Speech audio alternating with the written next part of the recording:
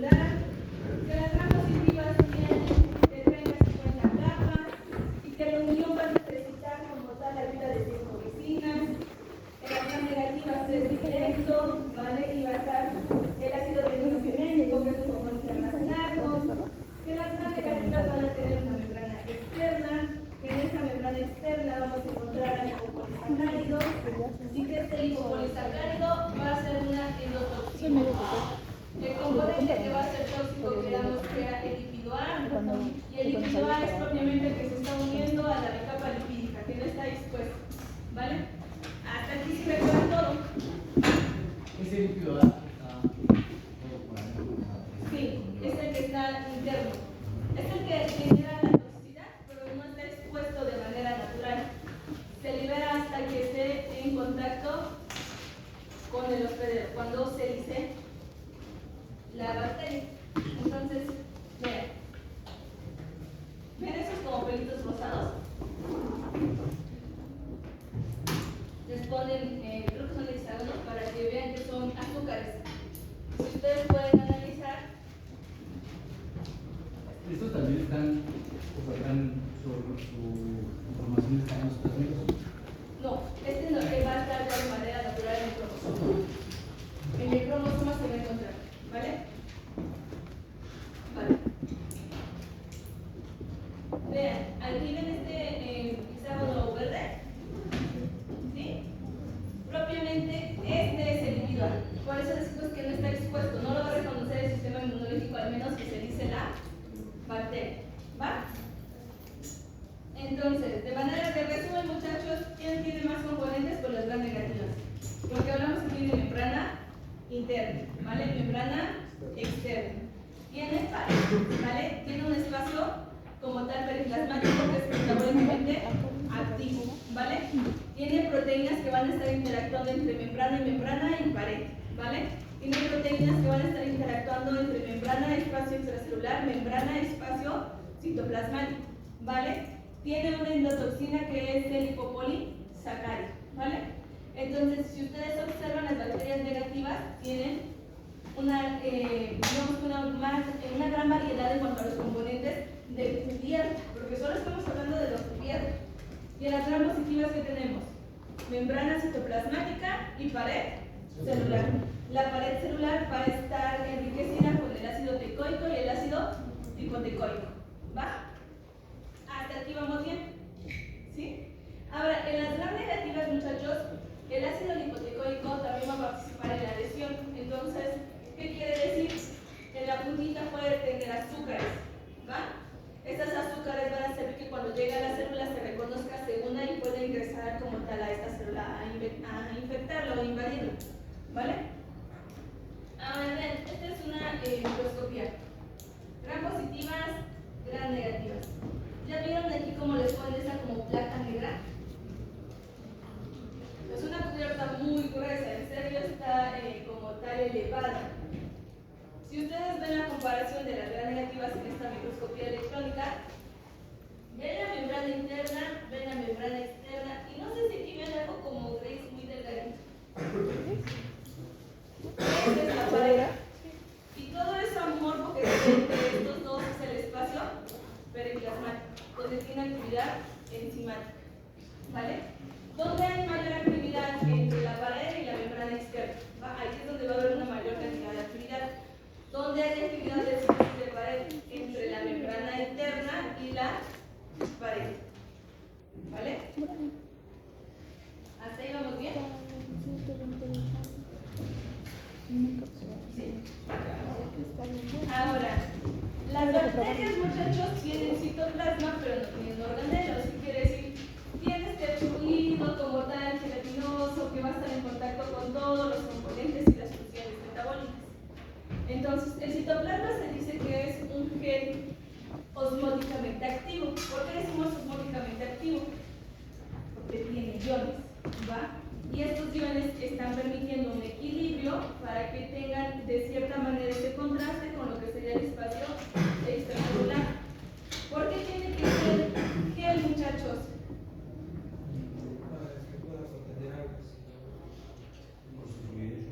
Ok, no tiene que ser tan fluido, es importante, tiene que ser más denso, ¿vale? Tiene que soportar los organelos, si no las enzimas van a llevar las funciones de los organelos, ¿va? Porque a nivel de presión un gel es más resistente que... Ok, un gel va a ser más resistente en el sentido de que si entra agua, si hay un choque osmótico y empieza a ingresar agua como en el proceso de la ósmosis, ¿se acuerdan de la ósmosis? Que lo que fluye era el agua, no los como tal componentes, puede amortiguar más esta reacción que si fuera líquido-líquido, ¿vale? Tiene como tal, muchachos, un componente rico en proteínas, carbohidratos, azúcares, enzimas que van a estar ahí. Entonces se dice que si ustedes lo observan, pareciera que tiene gránulos, ¿vale? ¿Han visto los procesos de coagulación in vitro? Las pruebas como tal positivas o negativas de aglutinación.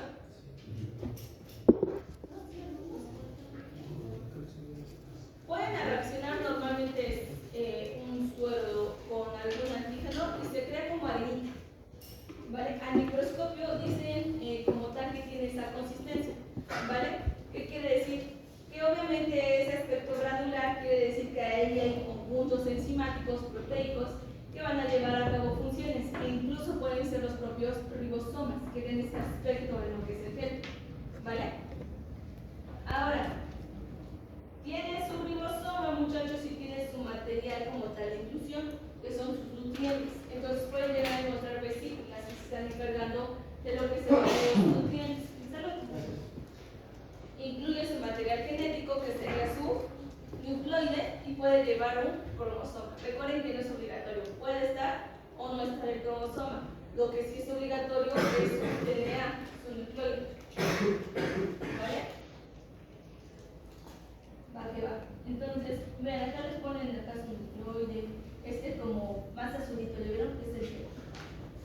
Ahora, ¿se acuerdan que la mitocondria, para llevar a cabo lo que era la producción de ATP, la membrana interna de la mitocondria tenía imaginaciones? ¿Se acuerdan? Eran las crestas. Ok, las bacterias también tienen este tipo de imaginaciones y son los mesosomas, ¿vale? Los mesosomas, muchachos, entonces propiamente son estructuras membranosas intracitoplasmáticas. ¿Por qué dice intra? Porque entran al citoplasma, ¿vale? Tienen diferentes morfologías o características de gram positivas y gram negativas. En las positivas, muchachos, van a ser repetidas, es decir, parecen más ondulaciones, ¿vale? Mientras que en las negativas, muchachos, van a ser menos complejas, ¿va? Entonces, vean, acá les ponen positivas y negativas. ¿Ya vieron acá las negativas que casi ni se ven? Están muy tenues. ¿Sí me pueden ver? Como bolitas de aquí. ¿Sí? Y ven aquí el mesosoma. ¿Ya vieron que es un marcador de las gram positivas? Y es lógico, ¿no? Porque tiene que aislarlo completamente del espacio que ya está generando un contacto íntimo con la pared. Mientras que en las gram negativas puede estar relajado porque ahí en la pared, pero todavía tengo otra membrana que me está dando más privacidad, por decirlo de alguna forma. Pero ¿y esos mesosomas qué? Son imaginaciones que normalmente sostienen enzimas que están relacionadas con la respiración celular. ¿Vale?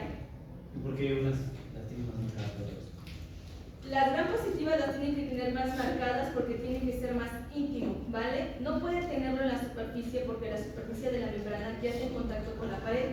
Y la pared y la membrana no tienen actividad metabólica. Ahí no hay actividad metabólica. Ya hay un contacto estrecho soportando la presión del exterior.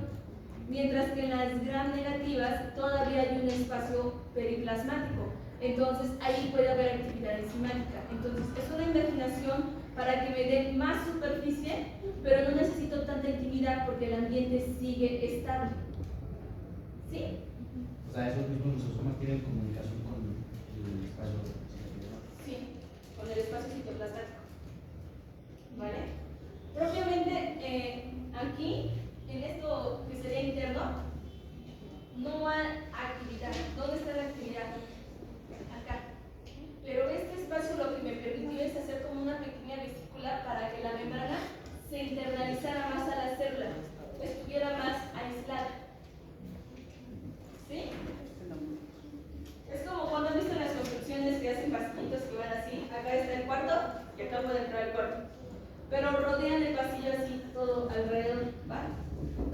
de esto es porque atrás pueden poner una bodega o aíslan como tal del edificio principal.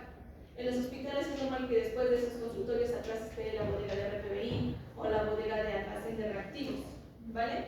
Entonces, ¿qué pasa? Hace lo mismo, rodea para que te acerque más a tener la energía de los procesos metabólicos que lo necesitan. Los pone más en contacto con el citoplasma, pero de una manera controlada, por decirlo entre comillas. ¿Sí? ¿Más o menos? No te preocupes. Hoy estamos cansados.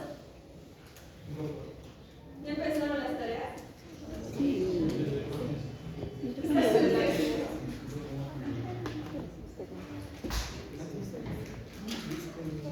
Vale.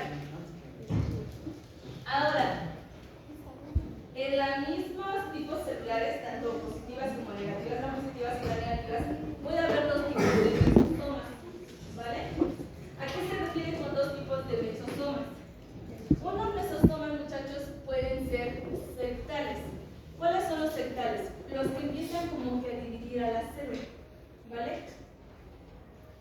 Aquí, si yo viera esta parte, que empieza a entrar, no sé si es una vesícula, que empieza a entrar en su sectar y está involucrado en la división celular. ¿Vale? ¿Se acuerdan de la división celular que lo que hacía era hacer una construcción? Acercar hasta que quemara. Aquí es parecido, ¿vale? Acerca hasta que geme. Entonces, es una invaginación de la membrana, es un mesosoma, pero está más involucrado en la división celular. O sea que los mesosomas contribuyen a la replicación de la bacteria. Sí, a la división, para que propiamente se puedan generar dos tipos celulares, ¿vale? O dos células celulares. Ahora, los laterales son más los que les acabo de platicar, y entonces aquí ya están involucrados en sostener enzimas, en agarrar a lo que es el nucleoide, no sé el núcleo, pero es donde va a tener el DNA, en agarrar ribosomas, en agarrar, si fuera una bacteria que genera fotosíntesis, en llevar a cabo ahí la fotosíntesis, etc. ¿Vale? Se supone que tienen también citosqueleto, ¿verdad? O no algo Como lo conocemos. Ajá, pero ¿cómo es que logran hacer todas estas investigaciones? En el caso de la división, yo me imagino los eucariotas incluyen los microtúbulos y todo eso, ¿no? Pero en este caso. Buena pregunta, ¿vale? Las bacterias hace algunos años, como 10 años, se decía que no tenían citoesqueleto. Pero como lo comenta su compañero, hay muchos porqués, pueden hacer muchas cosas sin proteínas constrictoras, ¿vale? Entonces, actualmente se sabe que las bacterias sí tienen citoesqueleto, ¿vale? Tienen proteínas análogas a lo que sería la taurina, la actina y los microtúbulos, que llevan las funciones de estas, ¿vale? No están tan reguladas como en el caso como de los microtúbulos, ¿vale? No tienen proteínas motoras como actina y tubulina, pero sí tienen la capacidad de llevar a cabo estos rieles en la célula y digamos que esta constricción en la célula. Entonces, ese citoesqueleto político es el que le permite hacer esas invaginaciones, la endocitosis, como tal la entrada y la salida de moléculas, las vaporas que vamos a ver que tienen para flotar, para su alimento.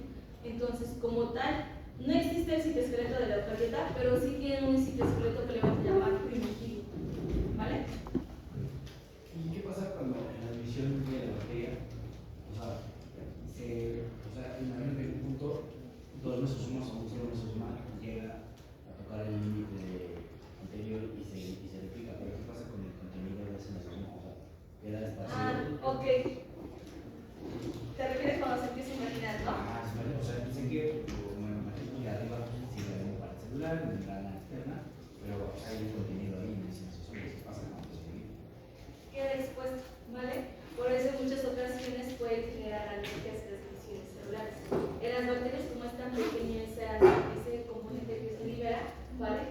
No genera una respuesta agresiva. En el caso de los parásitos es muy común que generen alergias por todo ese metabolito que se está generando.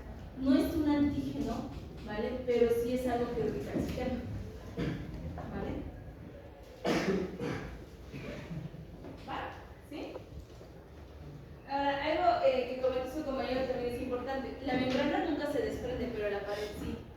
¿Qué quiere decir? cuando están viendo que ese mesosoma entra, pues, como yo lo dice, este pedacito de pared y en un momento dado se van a dejar de fusionar, ¿vale? Van a quedar abiertos, por decirlo de alguna forma. La membrana, al seguir estable, permite que rápidamente se vuelva a cerrar, ¿vale? Por eso hay esa pequeña fuga de componentes. Esto es más común en las gram negativas. En las gram positivas, en las gram positivas. En las gram negativas no pasa, ¿por qué? Porque tienen membrana externa. Entonces la membrana externa no se puede desprender. Ahí sí va a quedar estable lo que es el espacio citoplasmático y lo que es la pared celular. ¿Sí se entiende eso?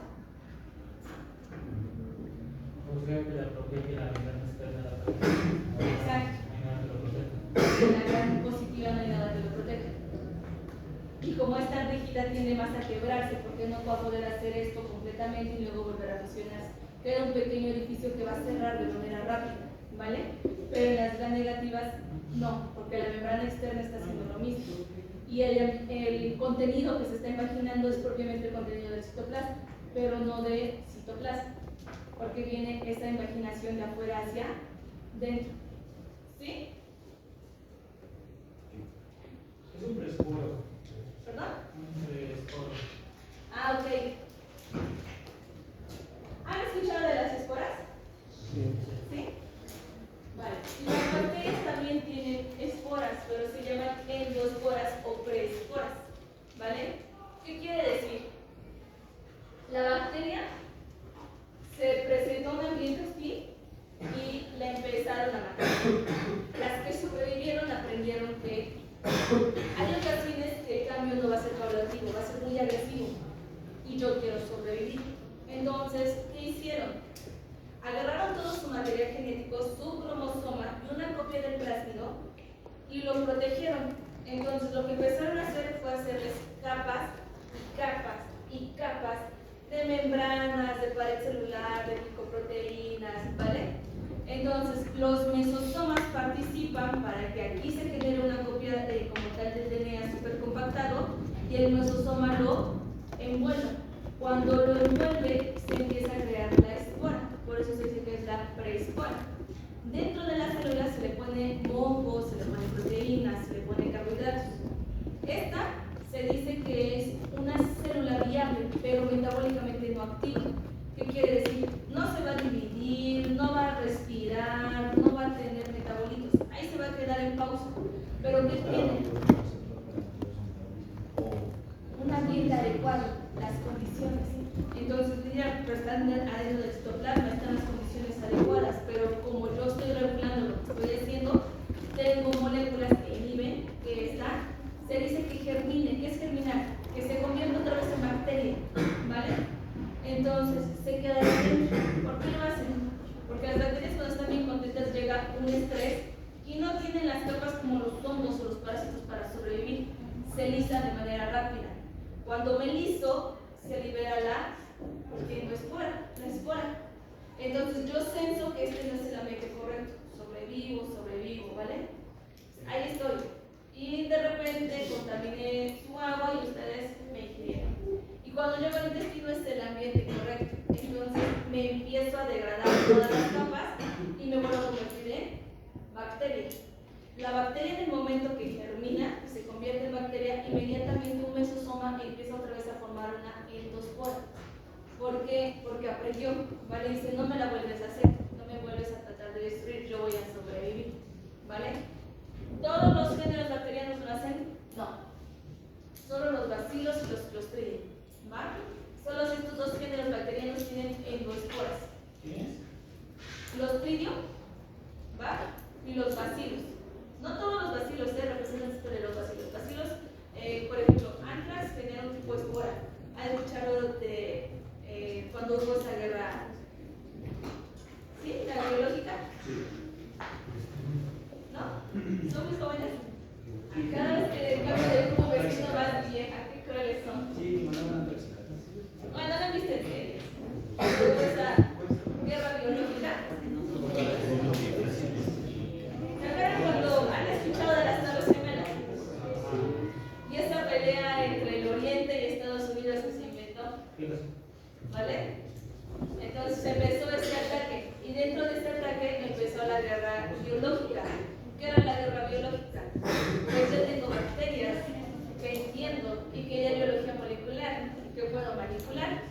Entonces se crearon cepas para que se volvieran más virulentas y generaran una mayor cantidad de la toxina como tal, ¿vale?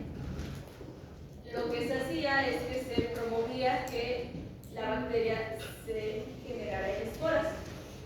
Las esporas quedamos que resisten al ambiente.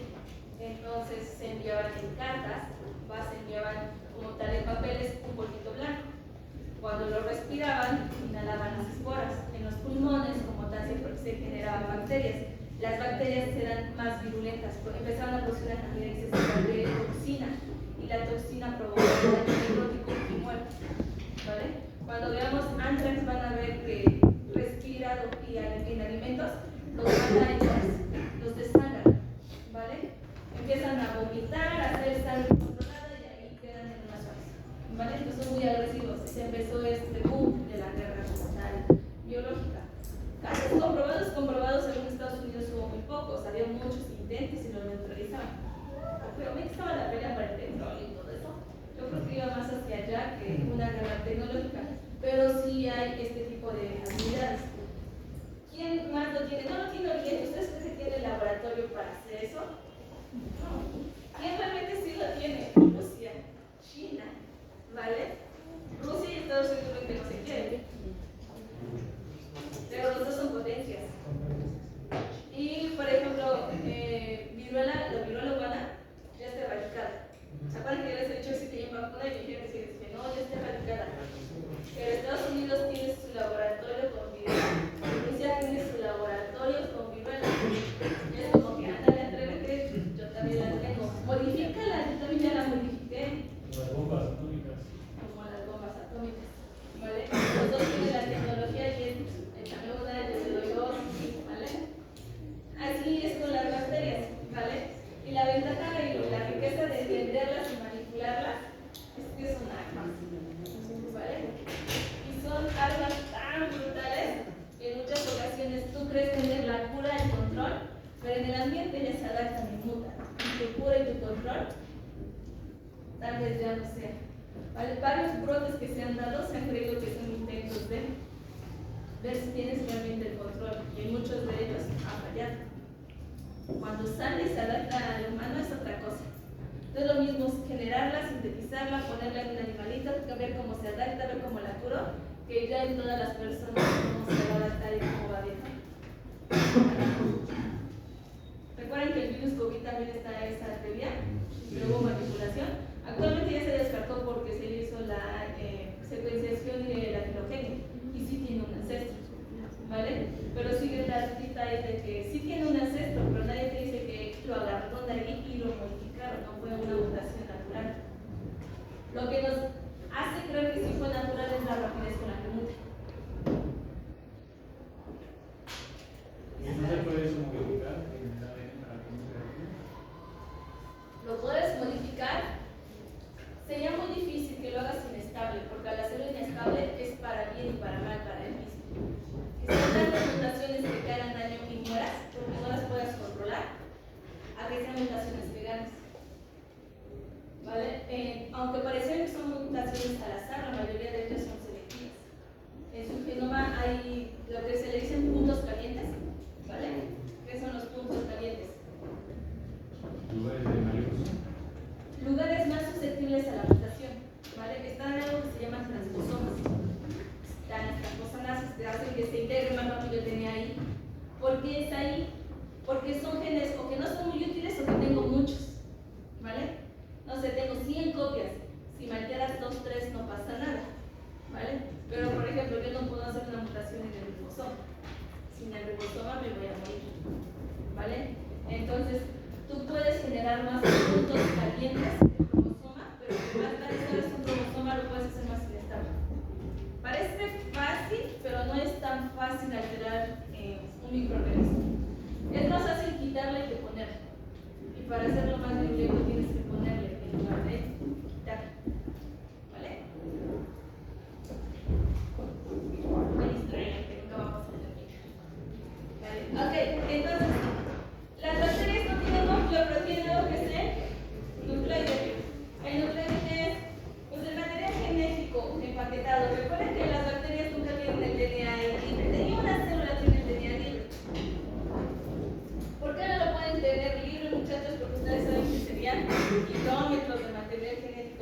queda súper empaquetado. Entonces, el material genético, si ustedes recuerdan, siempre está empaquetado. ¿Vale? Ahora, el cromosoma de la bacteria no es como la torreta. ¿Se acuerdan que la torreta tenía eucromatina y heterocromatina? ¿Sí? Si se acuerdan que una está activa y otra está inactiva, una es constitutiva y otra es oxidativa, etc. En el cromosoma no. Las bacterias van a tener como tal todo su cromosoma empaquetado, pero no tan rígido, ¿va? Ligeramente laxo. ¿Por qué? Porque este ciclo está constantemente todo replicándose. Toda la información se va a utilizar. No es como en las eucariotas que solo puede ser una parte y la otra no la necesita. Este sí tiene que estar como tal sintetizándose constantemente. Ahora, como va a haber una parte donde se va a agarrar y se va a concentrar, a esa parte donde veamos esta mancha que vean en la microscopía es el nucleóide, donde está condensado el material genético, donde va a ser más electrodenso cuando lo vean en la microscopía, ¿vale? Ahora, cuando dice que está unido en el lisosoma en la división, ¿a qué parte o cómo le hace para que queden en partes iguales? O sea, ¿cómo sabe que no se queda la parte de un lado y lado? porque tiene que hacer una copia, ¿vale? Entonces son dos copias. Cuando empieza la división, tener una copia para aquí y otra copia para este lado. Y les decía, no hay microtúbulos que vayan a los ojos en material genético, pero sí proteínas análogas. Entonces lo que hace es que cuando genera la copia, igual la separa y el mesosoma sectar se hace en el centro, mientras que un mesosoma lateral es el que está sosteniendo el material genético. Este súper enrollado, pues en las eucariotas son las histonas, ¿no? Aquí Que hay proteínas homólogas a las histonas. Algunas se llaman histonas, ¿va? En muchas ocasiones llevan nombres según el género, ¿va? Si son de E. coli, normalmente son eco tal número, ¿vale? Si son de estafilococo, regularmente les ponen una S y una H y el número, SH y el número. Pero si son proteínas que ayudan a empaquetar. Funcionan igual. Si nos ponemos a analizar, todo tiene un ancestro, ¿cierto? Sí, no toda la vida tiene un origen y del origen salen muchas ramitas, ¿vale? Es como su árbol genealógico. Cuando hacen un árbol genealógico tienen un ancestro, ¿no? Su tatarabuelo, y luego dice mi abuela, mi tía, y así se hace un árbol, ¿vale? En la vida fue igual, muchachos. Todo tiene un ancestro y las histonas deben de tener su ancestro, ¿vale? La evolución, según las teorías, es que la bacteria avanzó a lo que fue la célula eucariota. Si la célula eucariota se desarrolló tanto para tener histonas, tiene que tener una proteína previa si tenía esa función, y esa función la van a tener las bacterias, ¿vale? Las bacterias también han evolucionado y se han adaptado, y en muchas ocasiones tienen proteínas que ya no son las originales, pero que hacen mejor su trabajo, ¿vale? Entonces, aquí también van a tener ese tipo de proteínas, ¿vale? Que van a empaquetar incluso proteínas que abran el material genético. ¿Se acuerdan de las girasas, elitasas, ¿vale? Todo eso también lo vamos a tener.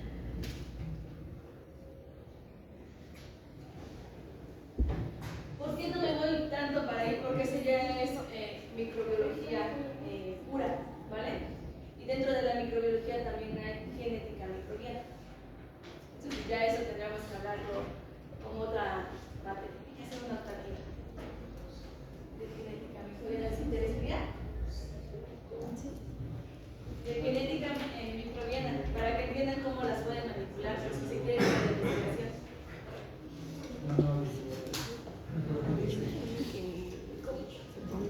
Es un poquito más complejo porque hay que entender los genes, hay que ver cómo se replican, hay que entender que también tienen sus DNA polimerasas, son más estables, mutan más rápido, se equivocan más de las bacterias. Nuestra polimerasa se equivoca cada cuánto.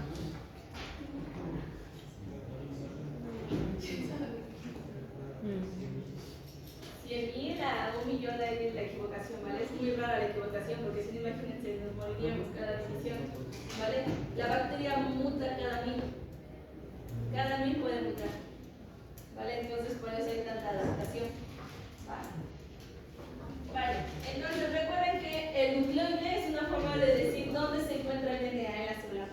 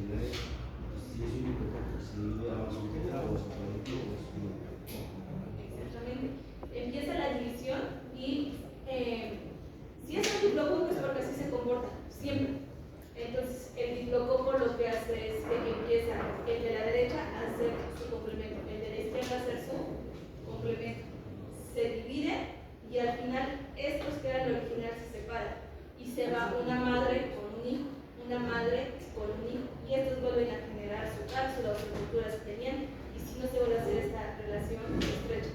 Pero siempre se va, digamos, un viejito con un nuevo, cuando son los diplococcos.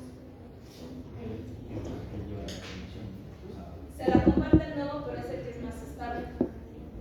¿Y si tuviera la información de la paciente? Sí. Cuando el viejito se duplica todo. Genera una célula idéntica, igualita. El mismo plasmid, el mismo cromosoma, las mismas expresiones, igualito. ¿Vale? ¿Cuántas variaciones cuando hay una división o mutación? Entonces ya el hijo no va a ser igual que la mamá y probablemente no sea estable y se convierta en un cojo. ¿Vale? Vale.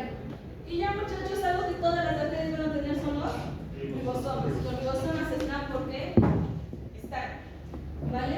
Ya les había comentado que era el 70S, si no mal recuerdo, que las bacterias tenían 70S. Y esto es importante, muchachos, porque se acuerdan que les estoy diciendo de un ancestro, la filogenia y los árboles como tal. Se utilizan genes estables, ¿va? Se dicen constructos. ¿Y quiénes son? Ribosomas, polimerasas, enzimas que no pueden dejar de existir. ¿Se entiende? ¿Va? Deben de ser tan estables que no deben de perder. Y como no se pierden, yo puedo decir cuando hubo una o dos alteraciones. ¿Va? Ahora, ¿cuál es el más estable de todo este 16? De todo este 70S? Es el 16. Cuando vean estudios de filogenia, este es el que se utiliza para hacer árboles filogenéticos. ¿Va? En el caso de las procariotas, en las eucariotas van a ver que son las reacciones intercelulares, las que no modifican para nada. ¿Va a acabar? Vale. Ahora, las bacterias pueden tener estructuras variables, es decir, no todas las tienen, pero pueden existir. ¿Va? ¿Quiénes son las estructuras variables? Filias, pilis y flagelos. Si se dan cuenta, son los apéndices de movilidad. ¿Vale? ¿Por qué se dice que son estructuras adicionales? Porque la bacteria no está obligada a tener flagelo, la bacteria no está obligada a tener un pili, y la bacteria no está obligada a tener filias. Quiere decir que no todas las bacterias tienen flagelo, no todas las bacterias tienen pilis ni filias. ¿Va? Depende entonces del medio en el que se desarrolle. Sí. Por ejemplo, las bacterias que están más en medios acuáticos tienden a tener más cilios porque nadan, es decir, filias. ¿Va? Pili son más de las gram negativas porque el pili está asociado con un proceso de transmisión de material genético que es la conjugación. ¿Vale? El flagelo está más asociado con bacterias que tienen que ascender para provocar daño. Por ejemplo, muchas de las bacterias que son infecciones de vías urinarias, recuerdan que las infecciones de vías urinarias normalmente empiezan de abajo hacia arriba, es decir, son ascendentes. Quiere decir que la bacteria sube.